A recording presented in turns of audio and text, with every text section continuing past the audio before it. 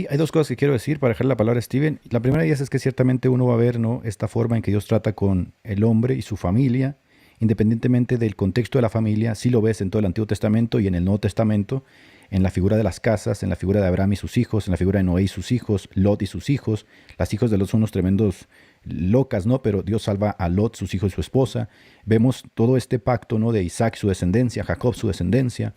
Y lo vemos también en la figura nuevamente legal en la que Pablo se desenvuelve. Pablo no rompe con esta figura, Pablo no actúa en el contexto de la modernidad.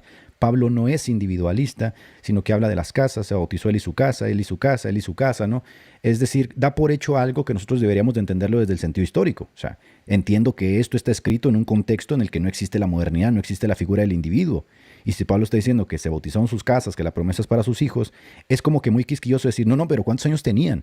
Porque estoy introduciendo ya en el texto una postura netamente modernista. ¿Sí? Es como si yo les preguntara a los evangélicos modernos, oigan, ¿y dónde están los campamentos evangélicos en la Biblia? ¿Dónde están los conciertos worship? Es obvio que no lo vamos a encontrar porque estoy haciendo una lectura totalmente anacrónica, ¿verdad? Estoy introduciendo en la Biblia cosas que yo hago que ya están dentro del contexto de la modernidad. Pero si Dios fue salvando a las familias, Steven, o sea, Dios va salvando a las familias, ¿para qué sirve realmente el bautismo infantil dentro de la teología del pacto? O sea, ¿por qué los papás presbiterianos, metodistas, luteranos, anglicanos, nazarenos bautizan a sus hijos? Porque es lo que mucha gente no entiende. Mira, te voy a explicar específicamente, esta es la visión que la gente tiene. Ese niño que tú tienes tiene que crecer, ¿verdad? Si lo vas a llevar a la iglesia, lo presentas, o sea, se inventaron el rito de la presentación para tratar de sustituir, que no hay un rito, no hay un bloque que crea una estructura psicológica, ni en el papá ni en el niño, entonces inventan el rito de pasarlo al frente, dicen, esto es lo más cercano a la presentación que se daba en la circuncisión. No es cierto, en la circuncisión se circuncidaba al niño y la niña no tenía acceso a eso. Entonces pasan al niño, hacen un nuevo rito, y yo le voy a preguntar, ¿y dónde está ese nuevo rito en el Nuevo Testamento? Ese nuevo rito no existe en el Nuevo Testamento. Seamos sinceros. Tuvieron que salir al quite con un nuevo rito, inventaron un nuevo rito al quite para tratar de solucionar algo que es evidente. ¿Qué hacemos con los hijos de los creyentes? Los hijos de los creyentes gozan plenamente de los derechos que tiene el padre y la esposa creyentes, o estos tíos tienen que esperar a que crezcan para ver si van a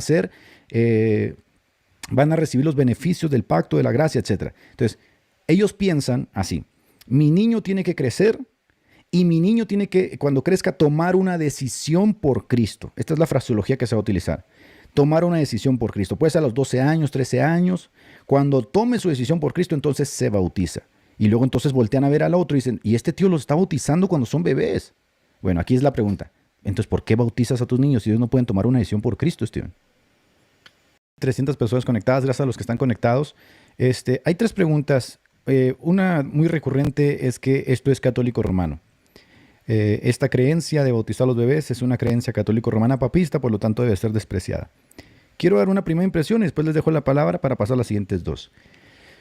Esto forma parte justamente de la radicalización de haber abandonado los elementos de la Reforma. La Reforma no rompió con la catolicidad. La Reforma es una continuidad de la catolicidad, reformando todas aquellas cosas que no estaban bien en el catolicismo romano. Entonces, ¿es esto católico? Sí, pero no católico romano. De hecho, esto debería a ustedes hacerles pensar, ¿no? Porque ciertamente al no romper, si la Reforma estaba reformando a la Iglesia Católica y no rompe con estos elementos, quiere decir que consideraron que estos elementos no eran contrarios a la Sagrada Escritura ni tampoco a la Sagrada Tradición. Esto es catolicidad. Entonces, que la gente entienda la gran diferencia entre catolicidad y catolicismo romano. Porque creo que una radicalización que se da mucho, sobre todo el ala, por ejemplo, los unicitarios, los testigos de Jehová, que bregan mucho con la idea de todo lo que huela papista, descártenlo. Deberían de saber que los evangélicos compartimos mucho con los papistas en muchos sentidos. Todo el símbolo apostólico niceno-constantinopolitano lo creemos igual que ellos. Entonces no es como que se trate de tirar todo lo que huela papista. Ciertamente la Reforma tiene una continuidad católica.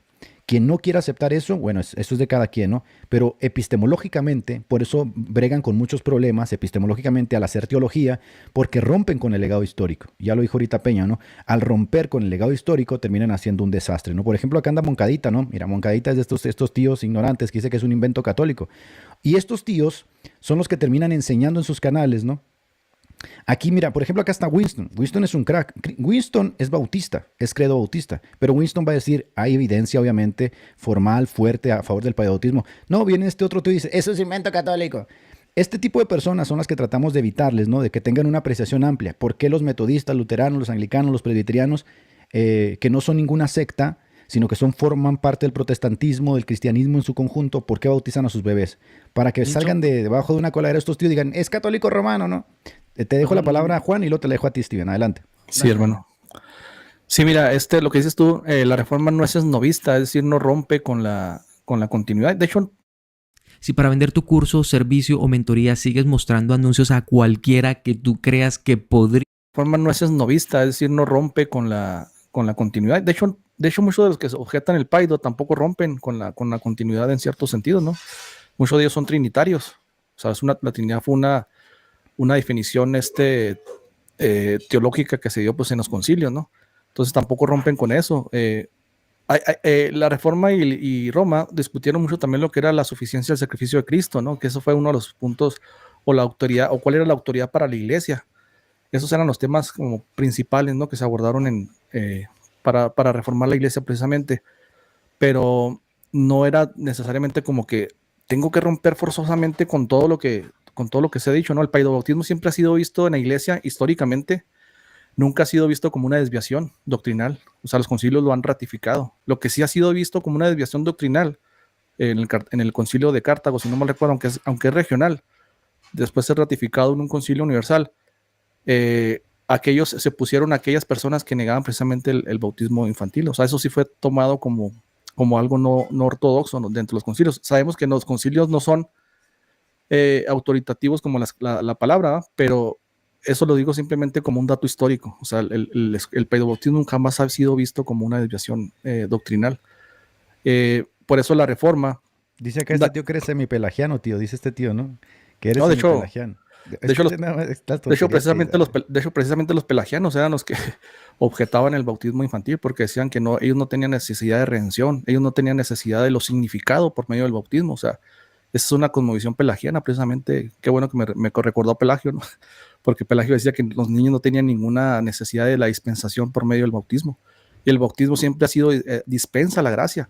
Lo que pasa es que esta visión moderna, yo lo digo porque también fui anabautista, o de esa cosmovisión, el bautismo, le decía al hermano Steven, que se ve como si fuera algo que queda ya en el registro histórico, ¿no? Como en el baúl de los recuerdos, y no tiene vigencia en la conciencia del que ha sido bautizado, ¿no? En la Reforma y en los metodistas y todas las iglesias protestantes históricas, el bautismo para el infante siempre ha sido un medio de gracia. Así como es la palabra predicada, el bautismo sigue dispensando la gracia para ese joven o para ese bautizado, porque es el mismo evangelio.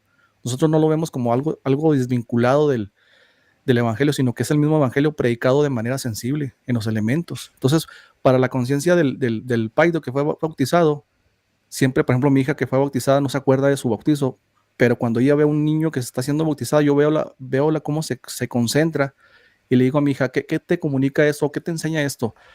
Pues que yo también soy parte de la comunidad del pacto, que yo también tengo las promesas que son para mí. Entonces, el bautismo tiene funcionalidad, tiene esa perspectiva a la realidad espiritual, no queda ahí como sepultado en el baúl de los recuerdos, como le digo yo, jugando, ¿no? O sea, tiene una vigencia en la persona. Entonces, por eso la Reforma, como dijo el hermano Steven, no cree que es ex opere operato, es decir, no cree que contiene en sí mismo la gracia, pero sí es un medio, como lo es la palabra de Dios, orada por el Espíritu Santo, y puede comunicar perfectamente las realidades espirituales, no simplemente es pasivo, ¿no? Yo podría decir que si bien la salvación no es familiar en el sentido de que se requiere la gracia obviamente para la salvación, el pacto sí es familiar. Y si el pacto es familiar, obviamente la forma en que interactúa Dios con nosotros es familiar, o sea, no es individual. Y lo que tratamos de demostrar es que efectivamente nuestros hijos entran dentro de ese pacto familiar en el que Dios está tratando. Y por eso cuando tú le dices a tu niña, mira, esto significa esto significa eso, estás entrando justamente dentro de la dimensión del pacto donde educas a tus niños en esas promesas, en esas creencias que en este individualismo rampante la sociedad moderna no va a entender, ¿no? Porque ya se descartó totalmente eso de que el niño tiene que tomar una decisión. Entonces, por más que tú lo enseñes, al final de cuentas él puede decidir ser ateo. En la visión de pactual, por ejemplo, yo descarto totalmente que mi hija vaya a ser atea. Entonces tengo una responsabilidad aún mayor, ¿no? La introduzco al pacto, cumplo con los elementos del pacto, funjo como el pater familias, como es la lectura que se hace en el Nuevo Testamento, y toda mi casa sirve al Señor. Y de eso me encargo yo, ¿no? Mis hijos, mi esposa, todos los que estén en mi casa sirven al Señor junto conmigo. Te dejo la pregunta de que esto es católico romano, Steven. Adelante. O sea, para que tú puedas decir, mi casa y yo servimos a Jehová. Pero acá se revierten, ¿no?, los papeles. Dicen, no, yo no necesito hacer nada de eso, yo voy a hacerlo a mi forma. Bueno, es justamente lo que rompe con la reforma. La reforma protestante no veía así la escritura, ni tampoco veía así el pacto familiar. La reforma protestante era, ok, en el antiguo pacto había una señal que tú estableciste para las familias, ¿verdad? Sí. En el nuevo pacto tú, Señor, pusiste una nueva señal. Sí. ¿Cuál es? El bautismo. Ok, nada más que a mis hijos no se los voy a dar. Bueno, el que estás rompiendo eres tú. Quiero explorar mis fantasías con chicos guapos.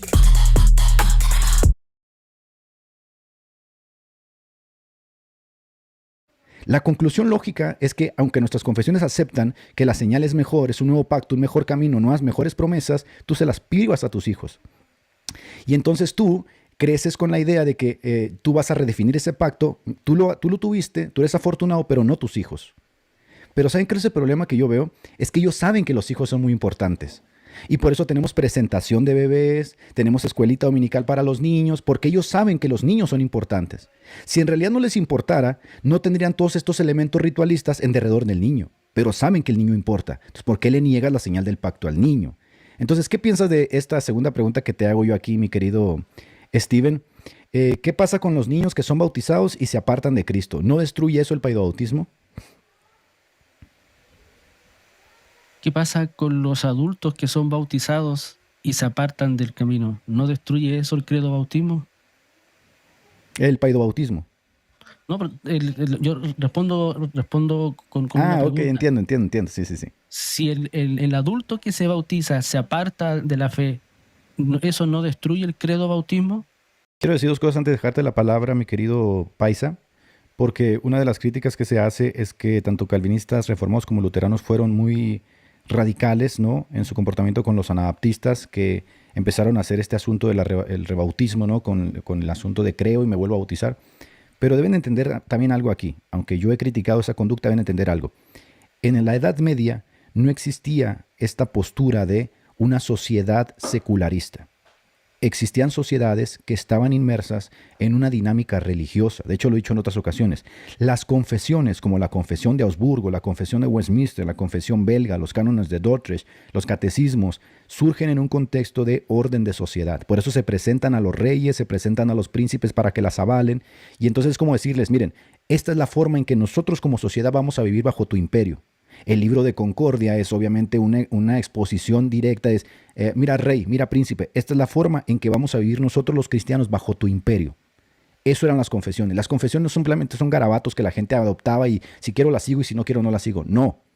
¿Qué pasa? Surgen entonces clavos sueltos antisociales. Surgen los anabaptistas que dicen, no queremos eso. Bueno, ¿qué se tiene que hacer con ellos? Lo mismo que se hace hoy.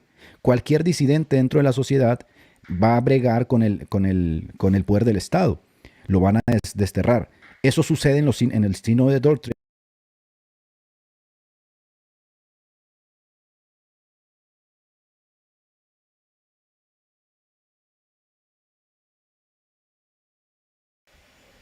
Esta respuesta le va a causar daño auditivo a más de alguno, pero nosotros bautizamos a nuestros hijos porque el Señor así lo dijo.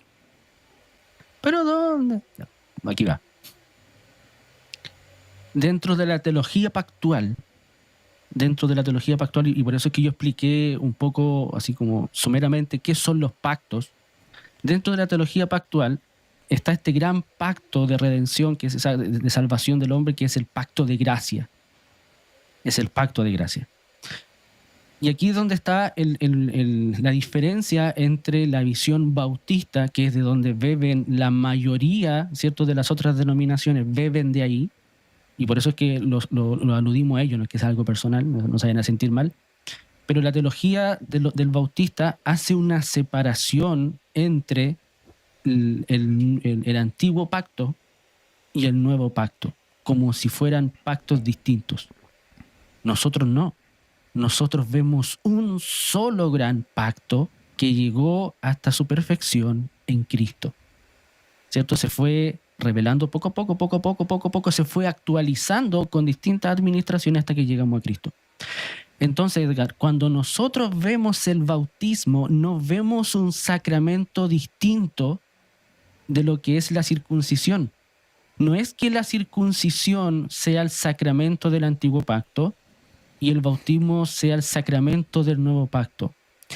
Bautismo y circuncisión son los sacramentos del pacto de gracia. Y esa es la clave. Esa es la clave. Espiritualmente hablando, la circuncisión y el bautismo es lo mismo. Es lo mismo, significan lo mismo. Espiritualmente hablando, las realidades externas están ligadas a la misma realidad espiritual. Entonces no es que sea el sacramento del antiguo pacto y el sacramento, no, ambos representan el sacramento del pacto de gracia. Y es por eso de que los hermanos bautistas y los que beben de la teología bautista no bautizan a sus bebés porque separan. No, esto es un pacto y esto es otro pacto. Entonces eso no es teología pactual. Eso es, como les digo yo de cariño, eso es teología, eso es dispensacionalismo pactual. ¿Ya? Es de cariño, no se vayan a sentir mal. Entonces, ¿por qué nosotros bautizamos a nuestros bebés? Porque el bautismo tiene dos funciones. Nosotros somos credo bautistas en estricto rigor. Nosotros bautizamos a los creyentes. ¿Pero por qué bautizamos a los hijos de los creyentes? Porque es el sacramento del pacto de gracia. Y ellos son miembros del pacto de gracia. Como lo ha sido siempre a lo largo de toda la Escritura, los hijos han sido parte del pacto al que pertenecen sus padres. Entonces, la teología pactual, como propone, ¿cierto?, una continuidad en el trato de Dios con el hombre a lo largo de toda la Escritura, no vemos una separación entre ambos pactos, sino que es uno y el mismo. Cuando hablamos del pacto noético, es parte del pacto de gracia. Cuando hablamos del pacto abrahámico, es parte del pacto de gracia. Cuando hablamos del pacto mosaico, es parte del pacto de gracia. Cuando hablamos del pacto levítico, es parte del pacto de gracia. Todo es el pacto de gracia. Crea tu sitio en WordPress en 5 minutos. Con la inteligencia artificial de gracia, todo es el pacto de gracia. No hay un momento en la historia de la humanidad en que el hombre se haya salvado por obras. Ni siquiera lo que nosotros llamamos pacto de obras, porque no había nada que salvar si no había caída. El pacto era otro. Come y mueres, no come y vives. Ese fue el pacto de obras de Dios con Adán. Y el resto, desde Génesis 3:15 hasta que venga la parousia, es pacto de gracia. Entonces, el bautismo de infantes se justifica en la teología pactual. Nosotros bautizamos a nuestros hijos porque son miembros del pacto de gracia, siendo hijos de uno o de ambos padres creyentes. Muy buena. La verdad es que nosotros, la visión sacramental de la Reforma no es una visión católico-romana. De hecho, se distanció de la visión católico-romana. El católico romano, cuando bautiza a sus bebés, los bautiza con una visión que ya dijimos delante, que es una visión ex opere operato, y por lo tanto ese bautismo en el infante lo que hace es quitarle el pecado original. Prácticamente lo deja a 0 kilómetros, nuevecito de paquete, y ya después después se le activa de nuevo ahí el gen del pecado y vuelve a pecar y necesita el resto de los sacramentos. Nosotros cuando bautizamos a nuestros bebés, no los bautizamos para poder quitarle el pecado original porque no creemos en la visión católico-romana. Nuestra visión es ex opere operantis. Y de hecho, nuestra confesión dice, y yo creo que nadie podría discutir eso, porque si alguien lo discute, inevitablemente va a tener que caer en un bautismo regeneracional. La efectividad del bautismo, exacto, y así lo dice la confesión, no está ligada al momento en el que el bautismo se imparte. Tú, Edgar, en el momento en que te bautizaste, tú podrías haber sido regenerado un año antes, pudiste a lo mejor haber sido regenerado 1 minuto antes del bautismo, o pudiste haber sido regenerado 2 años después del bautismo. La eficacia del bautismo no está ligada al momento del bautismo. Entonces, como nosotros vemos, ¿cierto?, esta visión ex opere operanti, se necesita de la fe para que el bautismo sea efectivo. Y eso también es un dolor de cabeza para aquellos que son bautistas exclusivistas, porque ellos creen que todo bautizado es regenerado. Y eso sí, es mono de está paja más totalmente. cerca del bautismo regeneracional que del bautismo sacramental. Por acá surgió... Si me dejas meter un bocadito ahí, bueno, dale. Meter un bocadito ahí, bueno, dale. Antes de que se me olvide, pero no pierdas la idea, nomás para complementar al hermano. Por ejemplo, cuando hablan de alegorizar los pasajes, precisamente me llevó a la cabeza cuando tú analizas, por ejemplo, Colosenses 2:12, que dice que fuimos incrustados en Cristo por medio del bautismo. Precisamente la cosmovisión exclusivo creo bautista alegoriza ese pasaje, porque si tú revisas, por ejemplo, la interpretación de esa palabra por medio del bautismo, históricamente ni siquiera la escuela alejandrina, que eran los que alegorizaban los pasajes, ellos entendían que ahí se refería al sacramento. Deja de escuchar música cuando estés haciendo alguna otra actividad, cuando estés en el gimnasio, cuando estés entrenando. Al bautismo como sacramento. Entonces, la idea de que ahí es un bautismo espiritual, se le agrega una modificador a la palabra, nace posteriormente, o sea, nace con la idea de la... Porque yo me di la tarea de revisar patrística, al menos lo que yo he encontrado, no he encontrado que alguien alegorizara o sea, que fuera un bautismo espiritual, porque ahí se le agrega una condición o se le agrega una frase a la palabra bautismo, y siempre ha sido interpretado por las escuelas alegóricas alejandrinas, por la Edad Media y por la Reforma, siempre ha sido interpretado cuando dice bautismo a lo que conocemos como el rito, ¿no? A lo que conocemos como el sacramento. Entonces, si hablamos de alegorizar, ¿quién está alegorizando la escritura, no? O sea, y eso sucede con todos los pasajes. Por ejemplo, 2 de Pedro, cuando dice el bautismo que ahora nos salva, también dicen, ese es un bautismo espiritual.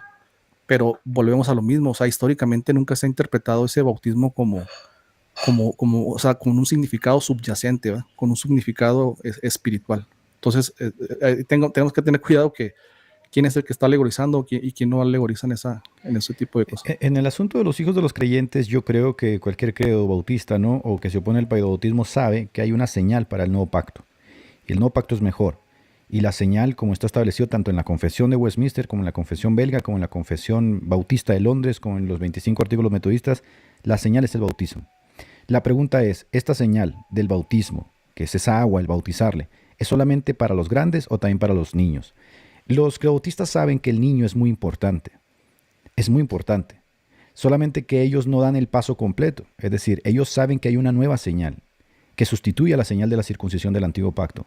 Y esta nueva señal es obviamente el bautismo, así lo dicen nuestras confesiones. Pero ellos dicen, pero esta señal no es para los niños. Y en el antiguo pacto sí era para los niños la señal. Entonces aquí pasa algo, hay una ruptura, ¿no? Hay una reinterpretación del pacto, parece ser, donde los niños ya no son incluidos en el pacto con la señal. Entonces la pregunta sería para ellos, ¿por qué rompen con la señal del pacto? Si ya aceptaste que la señal del pacto es mejor, de un nuevo camino, un nuevo pacto con mejores promesas, y que la señal es el bautismo, ¿por qué se la prohíbes a tus hijos? Ah, bueno, porque viene la reinterpretación de que el hijo tiene que tomar una decisión. Y entonces muchos, por ejemplo, dijeron, yo puedo enseñarle a mis hijos todo lo de la Biblia sin necesidad de bautizarlos. Es que esa es una mala forma de razonar. Dios no necesita que circuncides al niño. Dios no necesita que lo lleves al templo. Dios no necesita que le enseñes nada.